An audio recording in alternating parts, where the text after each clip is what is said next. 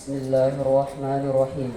Assalamualaikum warahmatullahi wabarakatuh. Waalaikumsalam warahmatullahi wabarakatuh.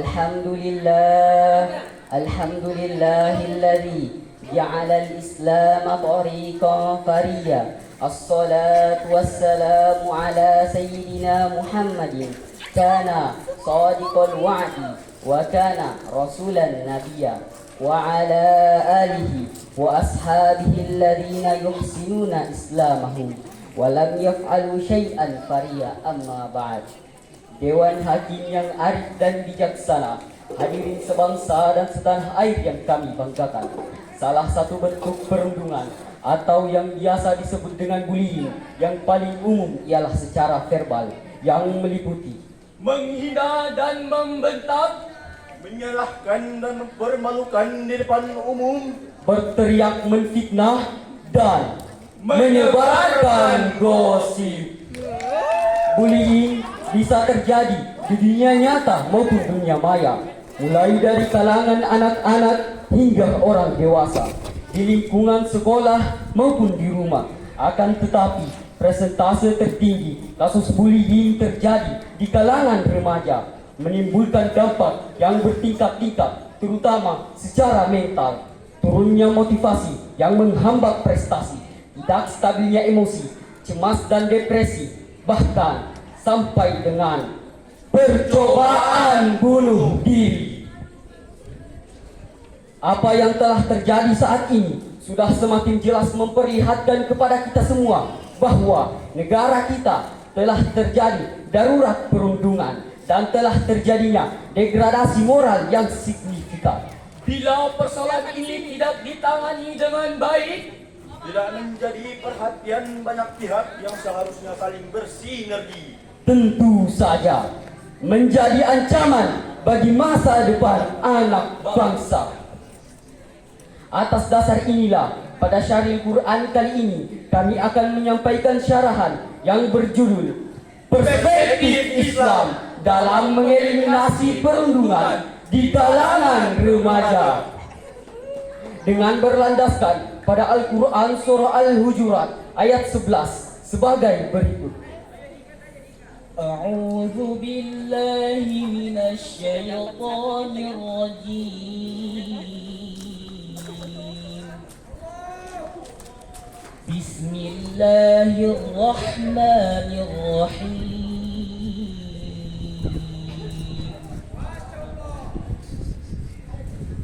Ya ayyuhalladzina amanu la yaskhar qaumun min qaum لا يسخر قوم من قوم عسى أن يكونوا خيرا منهم. Kenapa tidak suruh angkat? عسى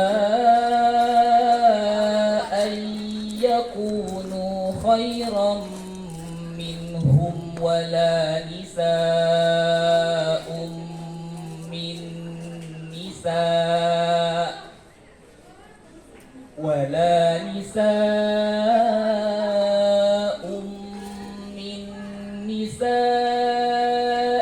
عسى أن يكن خيرا منهن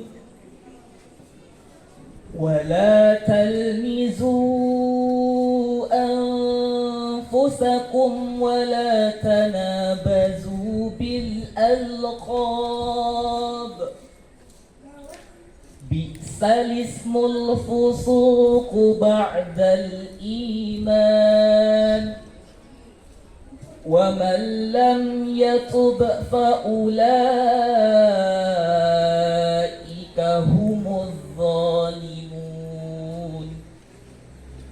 aku berlindung kepada Allah dari godaan syaitan yang terkutuk. Dengan menyebut nama Allah yang maha pengasih lagi maha penyayang. Wahai orang-orang yang beriman, janganlah suatu kaum mengolok-olok kaum yang lain, karena boleh jadi mereka yang diolok-olokkan lebih baik dari mereka yang mengolok-olok. Dan jangan pula perempuan-perempuan mengolok-olokkan perempuan-perempuan lain, karena boleh jadi mereka perempuan yang diperolok-olokkan lebih baik dari perempuan yang mengolok-olok. Dan janganlah kamu saling mencelah satu sama lain, dan janganlah saling memanggil dengan gelar-gelar yang buruk. Seburuk-buruk panggilan adalah panggilan yang buruk, fasik setelah beriman. Dan barang siapa tidak bertaubat, maka mereka itulah orang-orang yang zalim.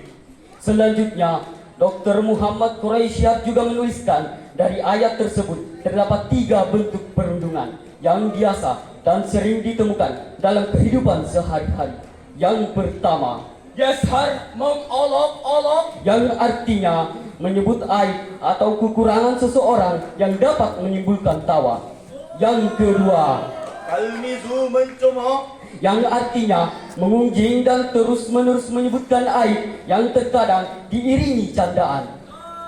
Yang ketiga, tanabazu, yang artinya pemberian gelar yang menyakiti dan tak disukai. Dewan Hakim yang arif dan bijaksana, hadirin sebangsa dan setanah air yang kami banggakan. Di zaman ini sangat mudah memberikan panggilan kepada orang lain dengan panggilan yang kurang baik, bahkan seringkali memanggil dengan sebutan nama hewan, dan hal ini dianggap biasa. Saat orang lain merasa tersinggung atau marah atas panggilan buruk yang sempat dilontarkan, bukan kata maaf yang disampaikan, justru dianggap baperan atau terbawa perasaan. Lalu, bagaimana kita, para generasi Islam, membentengi diri kita dan keluarga kita agar tidak menjadi si pembuli atau menjadi orang-orang yang dibuli? Bagaimana kita menjaga etika kita ketika berbicara? Maka dari itu, Rasulullah SAW dijadikan sebagai tumpuan percontohan, baik dalam ucapan maupun perbuatan.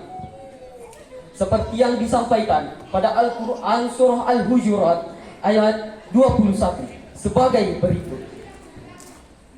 لقد كان لكم في رسول الله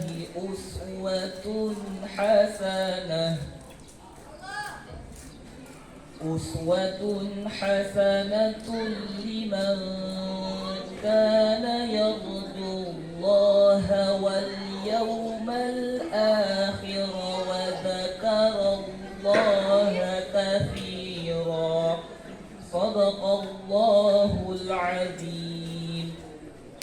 sungguh telah ada pada diri Rasulullah itu suri teladan yang baik bagimu, yaitu bagi orang yang selalu mengharap rahmat Allah dan kedatangan hari kiamat, dan yang mengingat Allah, maha benar Allah dengan segala keagungannya.